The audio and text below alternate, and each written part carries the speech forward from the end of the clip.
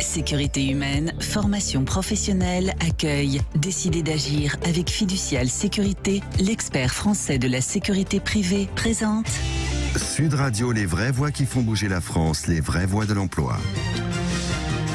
Bienvenue, bonsoir, 19h28 sur Sud Radio, les vraies voix de l'emploi. Nous sommes avec vous pendant une bonne demi-heure, voilà, jusqu'à 20h. Bienvenue à vous qui nous écoutez. 0826 300 300, c'est le numéro du standard de Sud Radio.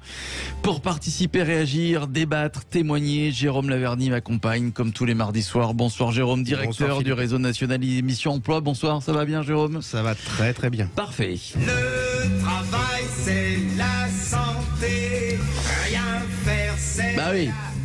Alors le travail, est-ce la santé? C'est la question que l'on va se poser ce soir. Est-ce qu'on est heureux de travailler? Est-ce que le travail permet de se sentir bien, d'être en bonne santé? Ou alors est-ce qu'il est source de mal-être, de maladies physiques? Alors c'est vrai que le travail occasionne de la fatigue, évidemment. On est stressé, parfois sous pression. Et c'est pas forcément bon pour notre santé. Alors est-ce que le travail, c'est vraiment la santé? On va en parler, on va en discuter, on va échanger, on va en débattre avec nos invités que je vous présente tout de suite. Marie-Josée Gallas, directrice du Centre Épi de Montry. Bonsoir Madame Gallas. Bonsoir. Bonsoir à vous. Vincent Godbout est avec nous, délégué général de Solidarité Nouvelle face au chômage. Bonsoir Vincent, bonsoir à vous. Jean-Claude Dalgène est avec nous, directeur général du cabinet Technologia. Bonsoir mon cher Jean-Claude. Bonsoir. Bonsoir à vous. Alors Jérôme Laverny, c'est vrai que parfois elle peut être risible cette question, le travail, est-ce la santé? Alors on peut être partagé, on a plein d'arguments pour dire oui, mais on a également plein d'arguments pour dire non. Oui, et les philosophes ne manquent pas et se sont succédés. Alors certains ont fait quelques brefs éloges de l'oisiveté, mais bref, Ouais.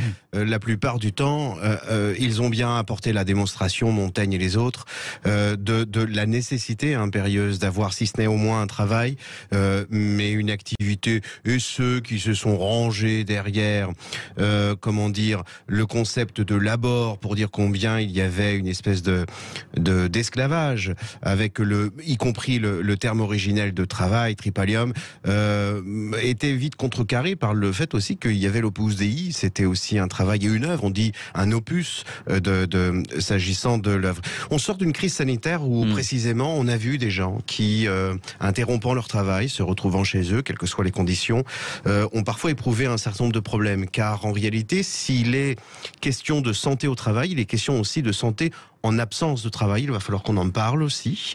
On a eu et on constate depuis un certain nombre d'années des problèmes de burn-out, burn-out, qui sont des concepts un peu bizarres, parce qu'en réalité, le français est largement outillé pour pouvoir définir ces choses-là. Ne rentrons pas dans les périphrases cuistres.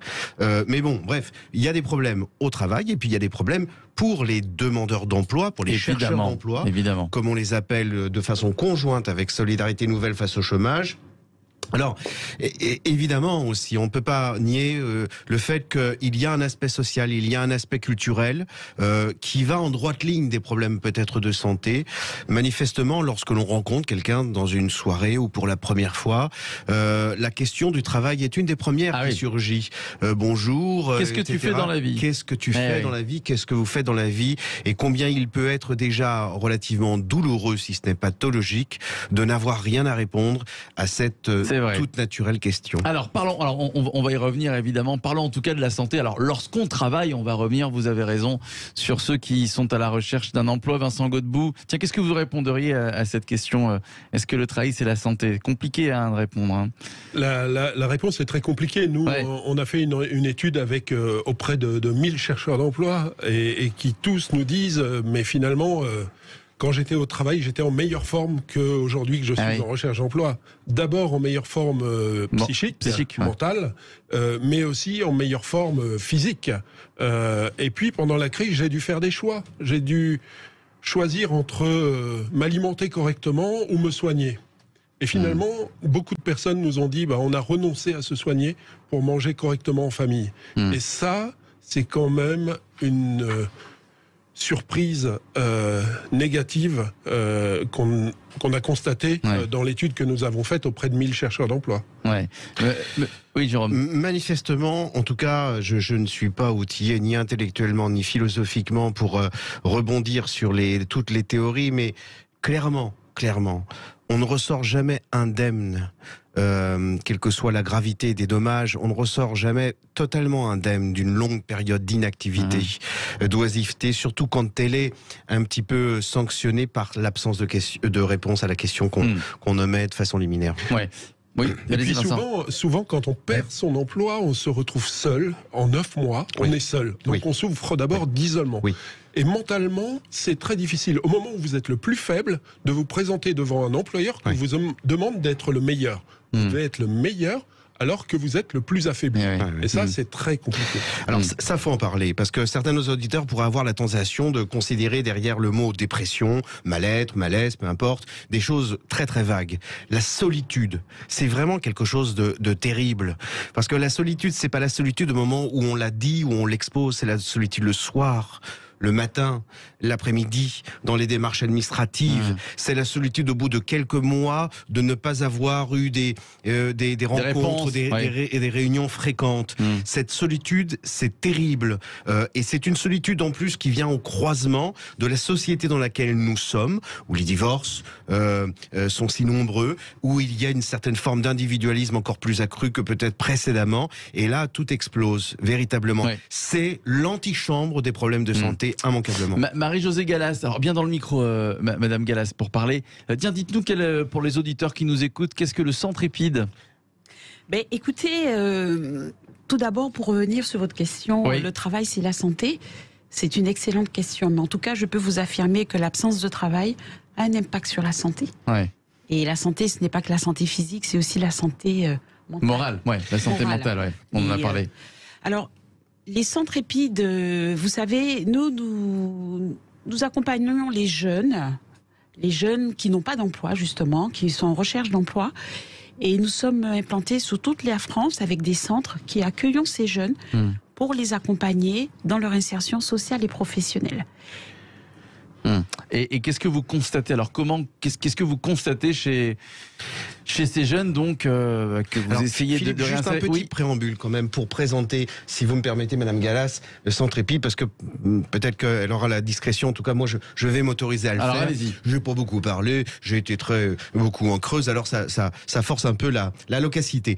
Bref, pour les auditeurs qui ne le connaîtraient pas, les Centrépides accueillent des jeunes qui ne sont pas diplômés et les accompagnent dans un contexte, non pas militaire, mais disons, il y a une organisation. Ils font juste un travail extraordinaire.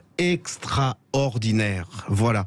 C'est une institution absolument fabuleuse qui est menée de main de maître par des gens comme Madame Gallas, qui accompagnent des jeunes qui sont parfois en perdition totale, et qui, en tout cas, nous, on les rencontre avec suffisamment de fréquence pour que ce que je dis là, avec la plus grande des sincérités, repose sur les faits de ces rencontres, requinquent ces jeunes-là et sont dans une posture et dans une situation d'employabilité au bout de quelques mois. Donc, premièrement, chapeau bas à Madame Gallas et à tous ses collègues de Centrépide, parce que c'est pas très très connu. Il y a peut-être plein d'auditeurs qui ne connaissent pas. Sûr, donc j'invite à regarder le site internet, j'invite à regarder sur YouTube les témoignages du Centrépide, particulièrement de Montry que dirige Madame Gallas. Ces gens-là font un travail extraordinaire. Et donc, alors désolé, mais je pouvais pas me retenir. Alors, sur la santé aussi. Donc. Évidemment, mais vous accompagnez ces jeunes, donc, si on a bien compris, vous les requinquez, il l'a dit Jérôme Lavernier, et vous les accompagnez donc jusqu'à ce qu'ils trouvent un emploi. Tout à fait. D'accord, alors, très bien. Donc jusqu'au bout, en fait, vous accompagnez jusqu'au bout. L'EPID, il faut savoir que c'est 20 centres sur toute la France. C'est beaucoup. C'est beaucoup, c'est bien, c'est très bien. Nous accompagnons les jeunes de 17 à 25 ans. Et qui sont considérés comme étant les plus éloignés de l'emploi, qui ont le plus de difficultés. Et nous les accueillons quasiment 24 heures sur 24, puisque 5 jours sur 7 aujourd'hui, à partir du 1er janvier, 7 jours sur 7. Et justement, nous les accompagnons sur toutes les dimensions. L'insertion professionnelle, la remise à niveau, la citoyenneté, l'éducation au code de la vie en société et en collectivité, et enfin le volet sanitaire et social. Et ça, c'est fondamental. Et c'est là où on se rejoint ce soir sur la question de la santé, parce que vous savez, quand on est un jeune Et vous parlez justement de solitude, Jérôme. Vous savez, avec les réseaux sociaux, on a l'impression que tout le monde connaît tout le monde. Mais en fait, les jeunes sont aussi très seuls et souffrent beaucoup de l'impact de cette solitude parce qu'ils sont seuls face à leurs problèmes de santé physique, mais des problèmes de santé qui sont aussi à l'intérieur, qui ne se voient pas sur le corps. Et nous, à l'EPID, comme nous avons une approche globale, travailler sur ces questions de santé et ces questions sociales, c'est fondamental pour l'insertion parce que ces blessures de l'âme, ces blessures du corps, si elles ne sont pas traitées, elles bloquent l'insertion professionnelle. Parce que pour rentrer à l'emploi et garder son emploi, il faut être en bonne santé. Alors, comment on fait à l'EPID? Il faut savoir déjà que nous avons des ressources. Nous avons une infirmière à temps plein, ainsi qu'une assistante sociale à temps plein. Mais nous avons aussi toutes sortes de partenariats pour travailler sur toutes les problématiques qu'un jeune peut avoir, que ce soit des problématiques de santé. Vous savez, l'accès à la santé, le droit à la santé, beaucoup de jeunes ne le font pas valoir. Donc, vous connaissiez Jean-Claude Delgen, directeur général du cabinet Technologie. Vous connaissiez les centres EPID ou pas, Jean-Claude Delgen? Non, à dire vrai, c'est intéressant. Oui. Je pense que, d'ailleurs, je pourrais peut-être, pour ceux qui sont un peu formés, au moins en finance et en sociologie, je pourrais peut-être embaucher 3 ou 4 personnes, parce que nous, on a des demandes là-dessus. Pour répondre un peu à votre question sur la question du travail, est-ce que c'est la santé? Il y a une réponse qui est toute simple pour montrer combien le travail est important dans nos vies, qu'on en ait un ou pas d'ailleurs, parce que c'est, je dirais, ça occupe la majorité de notre existence. Eh bien, il suffit de regarder les passages à l'acte suicidaire. Les chômeurs, par exemple, les gens en précarité sont 3 à 4 fois plus, je dirais, en risque de passage à l'acte suicidaire que les gens qui sont en activité.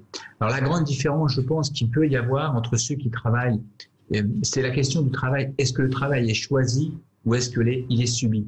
Si vous travaillez, par exemple, dans une chaîne d'assemblage automobile, c'est évident que quand vous allez arriver sur place, le travail sera subi. Vous allez vous mettre en mode robot, comme on dit, pour faire votre activité. Vous allez vous oublier pendant 6, 7, 8 heures pour pouvoir gagner votre vie, tout simplement. Le travail subi correspond à peu près à 30% de la population, à peu près aujourd'hui active. En général, les Français, dans toutes les études qui sont publiées, sont aujourd'hui à peu près satisfaits de leur emploi. Et on voit bien donc l'importance du travail dans nos vies. On l'a vu avec la grande crise qui est survenue, donc avec le grand confinement de mars 2020, où ce confinement a généré une profonde dysrythmie sociale. Cette dysrythmie sociale a conduit à la perte d'habitude, à la perte de repères, à la perte de routine et a laissé exploser, ça a été dit tout à l'heure, les dépressions, les troubles anxieux. On voit aujourd'hui que la reprise de la crise conduit aussi à une très grande anxiété. On a donc doublé le nombre de dépressions en France entre 2020 et 2021. On est passé de 3 millions à peu près de personnes dépressives à 6 millions. Tout cela lié en fait à l'activité professionnelle. C'est aussi une autre réponse pour montrer combien le travail est un lien de socialisation aujourd'hui. Il y a, après-guerre, par exemple, il y avait des différentes formes de socialisation. Il y avait par exemple les grands partis politiques, il y avait la place de l'Église, il y avait énormément de moyens de se socialiser. Aujourd'hui, le travail reste quasiment avec la famille le seul lien de socialisation pour l'individu. Vous voyez, donc, c'est important ce qui a été dit, de montrer combien il faut faire attention au travail, combien il faut prendre soin du travail, parce que quand le travail va mal, par contre, on en fait vite une maladie. Et donc, il est très important le travail qui est mené par les uns et par les autres pour insérer, en particulier les jeunes, mais pas que les jeunes, les personnes qui perdent leur emploi à 50 ans aujourd'hui en France, c'est une vraie galère pour remonter dans le train de l'activité. Quand vous êtes marginalisé, senior, considéré comme étant has-been, c'est très compliqué pour retrouver un job. Donc, il est très important de permettre ces passerelles pour travailler tout simplement, gagner sa vie avec dignité. Ça a été dit par votre premier intervenant, la dignité, l'être humain se construit au travail, il se construit une identité, il se construit bien sûr un revenu, il est avec les autres au quotidien et bien sûr il se nourrit sur le plan narcissique par la qualité du travail rendu. Donc tout ça c'est constitutif d'un individu et c'est vraiment essentiel. Alors pour conclure sur ce thème, Jérôme Laverny, sur ceux qui sont en recherche d'emploi, on parlera évidemment après de ceux qui travaillent et on reviendra sur les burn-out et ce nouveau phénomène du burn-out. Pour conclure sur cette partie, Jérôme, c'est une partie de l'iceberg. C'est vraiment l'amplification de ce que vit le restant de la population au travail. On parle de solitude, ça n'est pas l'apanage des demandeurs d'emploi, des chercheurs d'emploi, mais les problèmes de santé, c'est des problèmes de consultation. On a des problèmes aujourd'hui pour consulter un médecin, qu'il soit généraliste ou spécialiste. Et ben ça l'est encore davantage pour des chercheurs d'emploi. Tout devient un petit peu plus compliqué. Alors il ne s'agit pas de rentrer dans une plainte ou une complainte, mais il s'agit non plus d'ignorer le réel souci qui accompagne un chercheur d'emploi dans la solitude. Solidarité Nouvelle face au chômage lutte aussi contre la solitude dans l'accompagnement. Je ne me substitue pas à la parole de Vincent Godbout. Il faudra qu'on en reparle. Évidemment.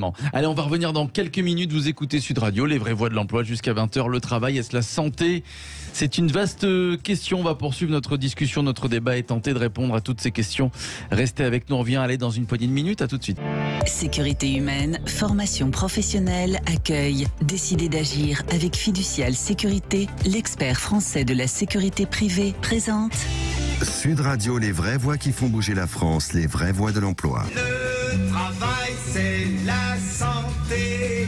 Rien faire, c'est la... Vous écoutez les vraies voix de l'emploi sur Sud Radio. Le travail, est-ce la santé? Henri Salvador l'affirme et nous on se pose la question, on va essayer d'y répondre. À mes côtés, Jérôme Laverny, directeur du réseau national Mission Emploi. Marie-Josée Gallas, directrice du Centre Épide, un des 20 centres Épide qui se trouve à Montry. Vincent Godbout, délégué général de Solidarité Nouvelle face au chômage. Et puis Jean-Claude Delgen qui est avec nous, directeur général du cabinet Technologia. Dans la première partie de l'émission, on a évoqué ce mal-être et cette solitude de ceux qui sont à la recherche d'un emploi. J'aimerais qu'on parle des problèmes de santé de ceux qui travaillent. Alors vous disiez, Jérôme Laverny, vous évoquiez le problème qui doit être reconnu, je l'espère, qui va être reconnu comme une maladie professionnelle, le burn-out. Tout à fait. Il y a eu beaucoup de cas de burn-out et de ce nouveau phénomène qui est le bore-out, voilà, ceux qui s'ennuient au travail. Est-ce qu'on donne pas assez d'importance au burn-out, vous trouvez En tout cas, mal. On en parle, mais on agit mal. Et précisément, on est dans une société qui est aussi bavarde que moi, et ça, c'est pas bon, parce qu'on communique beaucoup sur la santé au travail. On a des entreprises qui affichent un nombre réduit avec ces grands voyants lumineux d'accidents du travail. On a des entreprises qui organisent des fiestas régulièrement. On a des entreprises qui se soucient du bien-être. Et alors là, faut voir comment on s'en soucie, parce que Nicolas Bouzou et Juliette Funès l'ont démontré. À quoi bon imaginer qu'une entreprise a pour mission de rendre heureux les gens lorsque, par de menus détails, le simple fait de dire bonjour parfois entre un manager. Vous voyez, si une grande réunion, si une fiesta au Club Med côtoie un traitement très dur d'un manager, alors ça n'a plus de sens. La réunion, elle n'a plus de sens. Les bonbons Haribo et les baby-foot n'ont plus de sens. Donc on parle beaucoup, on fait des réunions, on fait des conférences, on fait tout un tas de festivités, mais la fin du fin, l'ordinaire, les menus détails qui sont le sel de l'activité quotidienne de normal, je trouve qu'on s'en soucie mal, et on ferait bien en matière de management notamment de faire preuve d'un peu plus de pragmatisme et de simplicité. Ouais. Alors, est-ce que vous êtes d'accord avec l'analyse et le constat, Jean-Claude Delgen, de Jérôme Laverny?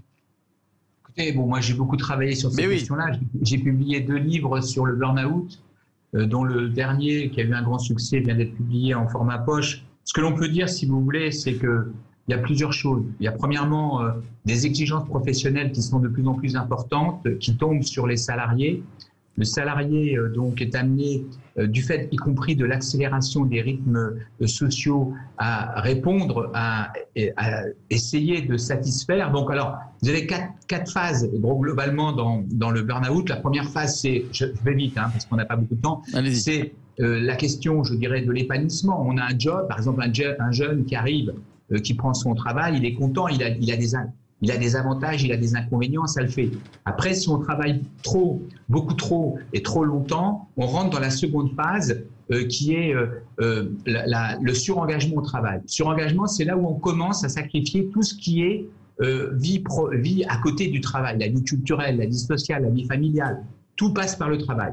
Après, on trouve souvent, en particulier sur certaines périodes, des gens qui vont aller encore plus loin et qui vont passer à la troisième phase, c'est l'acharnement frénétique. L'acharnement frénétique, là, la personne, elle travaille tellement qu'elle est un peu comme le sauteur de haie, le hurdler, vous savez, en athlétisme, elle saute les haies les unes après les autres. Elle est en mode robot perpétuel. Et là, effectivement, elle commence à commettre des erreurs, elle commence à se faire rabrouer par sa hiérarchie, qui lui dit « Mais attends, qu'est-ce qu'il y a? Tu m'avais habitué à mieux, qu'est-ce que c'est que ce bordel, etc. etc. » Et là, la personne, elle est en souffrance. Pourquoi? Parce qu'elle avait conquis, dans les 2 premières phases, une grande reconnaissance, qui est une nourriture narcissique importante pour nous, les êtres humains, et elle s'aperçoit en fait que là, alors qu'elle a tout donné, en fait, on lui fait des reproches. Donc là, c'est assez compliqué. Et très souvent, il va avoir 2 phénomènes. Premier phénomène, c'est que va apparaître ce qu'on appelle le syndrome de l'imposteur. La personne commence à se questionner elle-même sur le bien fondé de son travail, si elle n'est pas à l'origine des problèmes, etc.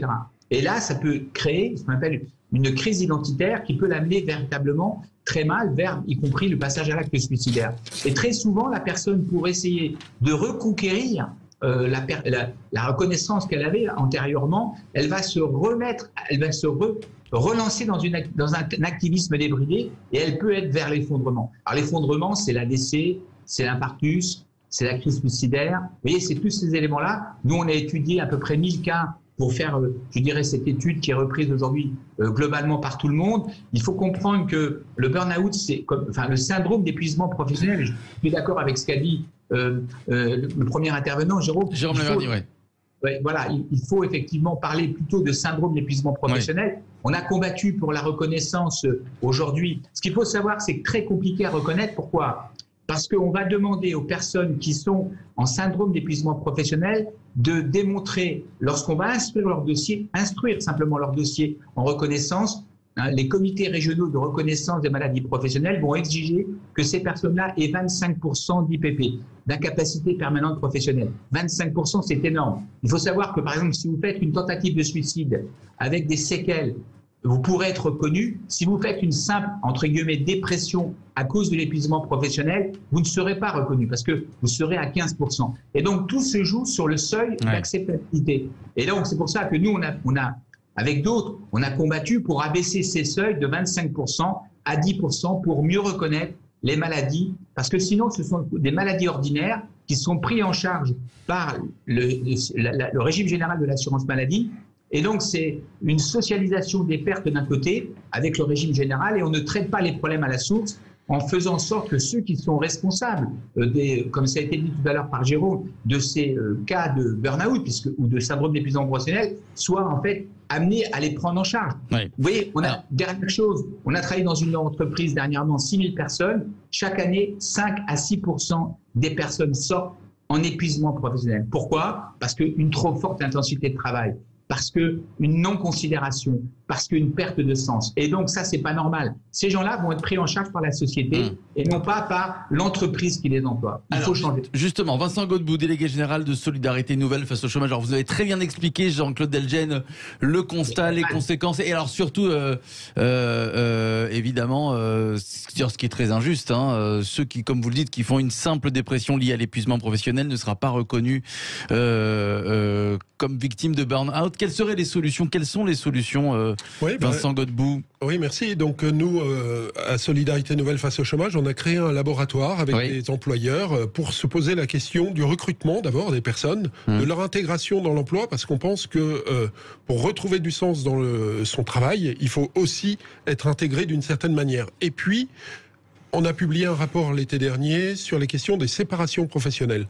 Parce qu'aujourd'hui, on le sait très bien, l'emploi n'est pas un emploi à vie, c'est pas un long fleuve tranquille. Il y a parfois des séparations professionnelles, quelle qu'en soit la cause.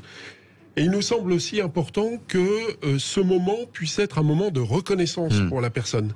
Parce que elle sera en forme pour reprendre un nouveau travail ou dans une meilleure forme aussi pour reprendre un nouveau travail. Elle se sentira reconnue, donc moins seule, et donc permettra à la future entreprise aux futurs employeurs, d'avoir des salariés qui sont en meilleure santé au travail. Eh oui, mais oui, très belle initiative. Tiens Marie, dans la continuité, Marie-Josée Gallas, directrice du Centre Épide de Montry, vous accompagnez donc tous ces jeunes, vous les préparez, vous les requinquez, comme vous l'avez dit, vous les accompagnez jusqu'à leur réinsertion professionnelle. Est-ce que vous faites attention, vous et les Centres Épide, dans les premiers mois, que vous avez un œil dessus quand même sur ces jeunes, pour que ça se passe bien, pour que justement ils ne prennent pas le chemin de l'épuisement professionnel, de la mauvaise intégration, puisqu'on en parlait au travail. Marie-Josée Gallas. Le succès de l'intégration d'entreprise commence déjà par une éducation à la future vie en entreprise. Et ça, c'est pas quelque chose qui est courant dans notre éducation. Bien dans le micro, Marie-Josée Gallas, on vous entend pas très bien. Voilà, très bien. En fait, nous éduquons nos jeunes de façon à ce que quand ils intègrent l'entreprise, qu'ils y durent, qu'ils aient un emploi durable. Mais nous les éduquons aussi à prendre soin de leur santé. Et ces réflexes qu'ils auront acquis durant les 8 mois ou durant l'année qu'ils auront passé à l'Épide, ils pourront, lorsqu'ils seront en entreprise, se préserver, se protéger, trouver du sens, donner du sens à leur activité et justement leur permettre de s'intégrer et de trouver la juste place. Mais vous savez, les jeunes qui viennent à l'Épide ont des atouts qu'ont peut-être n'ont pas d'autres demandeurs d'emploi, parce qu'ils ont déjà vécu plusieurs vies, ils ont subi les épreuves de la vie et quelque part ils ont développé une résilience qui fait qu'ils ont des atouts. Et donc, par rapport à cette résistance, par rapport au burn-out, au bore-out ou aux pressions qui peuvent être amenées à subir en entreprise, ils ont déjà des atouts et à l'Épide, nous renforçons cette force, ces forces. Alors, ce qu'on peut dire, pour conclure, il nous reste une petite minute, Jérôme Laverny, qu'on soit en recherche d'emploi ou qu'on travaille, le message à faire passer, c'est faites attention à vous. Oui, tout à fait. Et au pouvoir public et aux entreprises, attention aux postures de bonne conscience. Les forfaits jours, c'est très bien, mais attention aux horaires complètement sauvages et sauvagement pratiqués dans les entreprises. Les évaluations de fin d'année, c'est très gentil. Ce sont des grands-messes. Attention à ce qui se cache réellement derrière. Attention donc à ces grilles de bonne conscience, mais moi je revendique bien volontiers le concept que j'ai retenu de Monsieur Delgen d'acharnement frénétique pour que l'on se retrouve plus fréquemment pour en parler plus en détail peut-être sur certains aspects. Vous avez raison. Merci à vous Jérôme Laverny, directeur du réseau national Mission Emploi. Merci Marie-Josée Gallas. Merci directrice du Centre Épide de Montry. On a beaucoup appris sur les centres Épide. Vincent Godbout, délégué général de Solidarité Nouvelle face au chômage, et puis Jean-Claude Delgen. C'est toujours un plaisir, directeur général du cabinet Technologia. Dans quelques minutes maintenant, vous avez l'habitude, à 20h, c'est le Loft Music.